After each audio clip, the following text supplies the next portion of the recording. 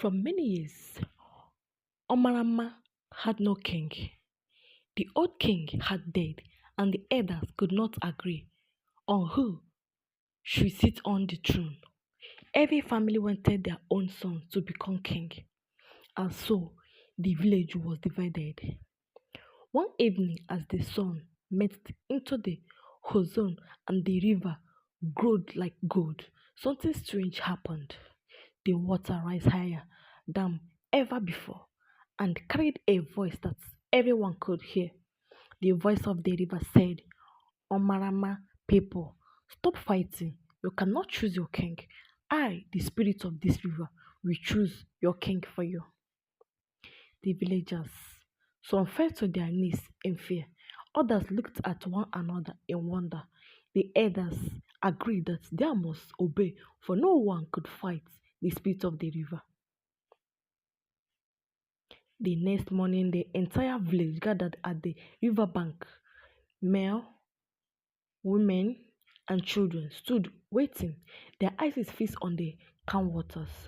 The river spirit had promised to revive the king. One by one, the young men of the village were told to step into the river. Each one was strong, handsome, and proud. But whenever one entered, the river pushed him back to the store. The people watched with disappointment. They wondered if the spirits would ever decide. Then, something unexpected happened. A young man named Obieze walked forward. Obieze was not from a rich family.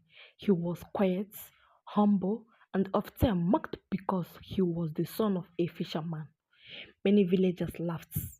Can the son of a poor fisherman be king? The river must be joking, they said.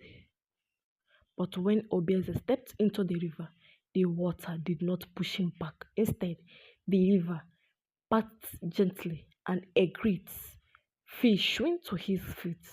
From its mouth, it dropped a golden crown made of shining river. The voice of the river spoke again. This is your king, the one with a pure heart, not greed for power, not proud of words. Honor him and your land will know peace. The villagers were shocked. The same people who once mocked Obieze now bowed before him. They lifted him up and placed the crown on his head. That day, Omarama found their king, not chosen by men, but chosen by the river itself.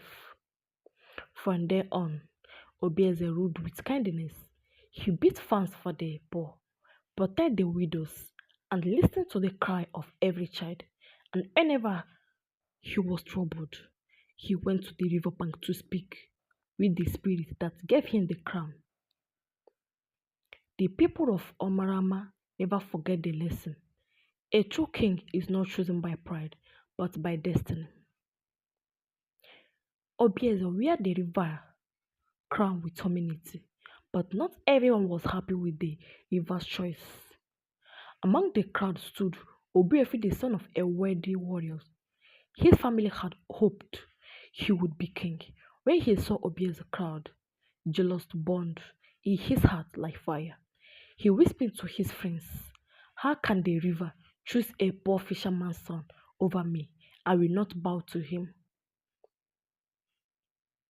That night, while the village slept, Obieze go to the riverbank. He kneeled before the dark water and said, spirits, you have made a mistake.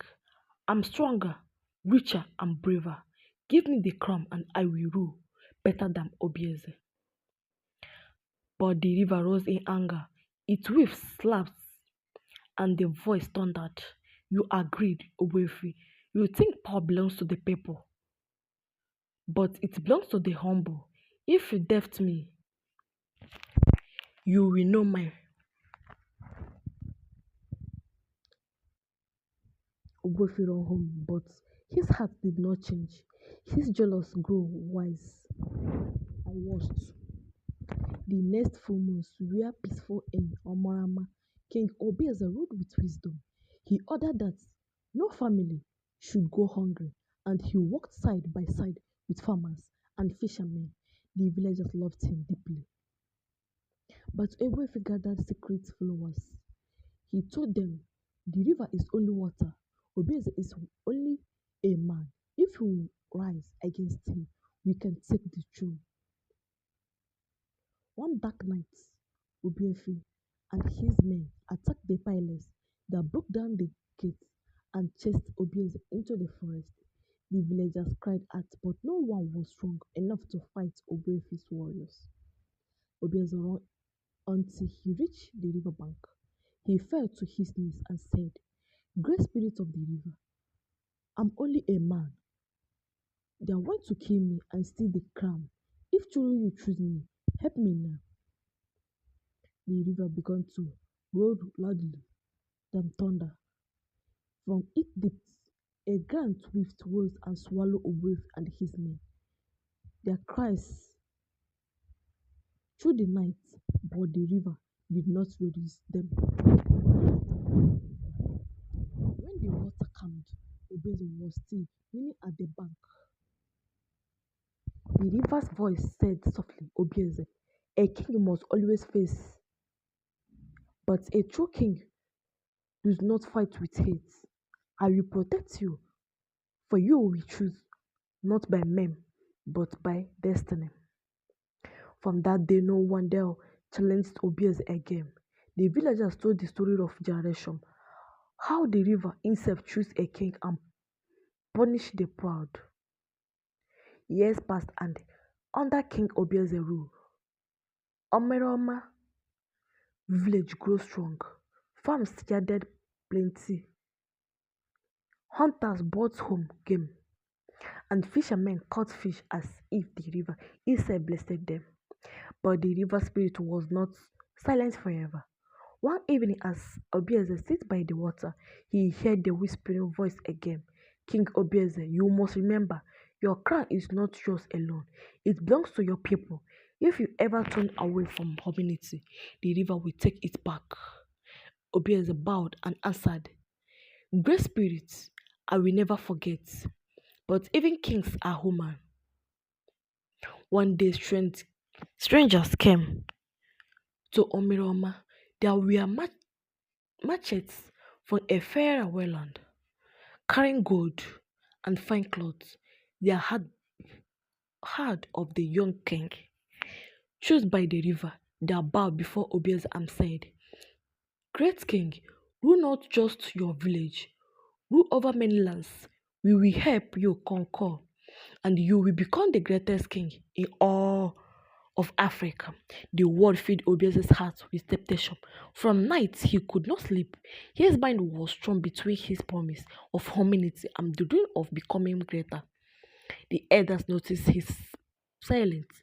His mother, Ifoma, came to him and said, My son, do not forget the river that lifted you. Riches and power without humanity are like smoke. They will vanish and leave only ashes. But Obieze ignored her warning. He began to plan for war. Before the war drum could beat, the river grew restless. Its water rose without rain. The people ran to Obieze. Our king, the river is angry. Speak to it before we all perish. Ashamed, Obieze returned to the riverbank. He fell on his knees and wept. Spirit of the river, forgive me. My heart wandered after pride. I forgot that this throne is not for contents, but for service. The river clamored.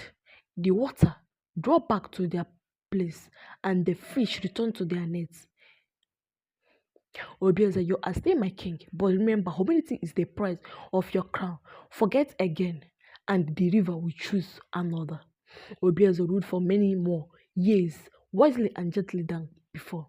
He never chased riches again. Instead, he built schools for children, dug wells for clean water, and protected widows and strangers. When he grew old, the villagers asked, My king, who will rule after you? But Obieze only smiled and said, I was not chosen by men. When I die, go to the river, the spirit will choose again. And so it was. When Obieze closed his eyes, For the last time, the people gathered at the riverbank once more, waiting for the water to speak. Please like my story, subscribe, and comment.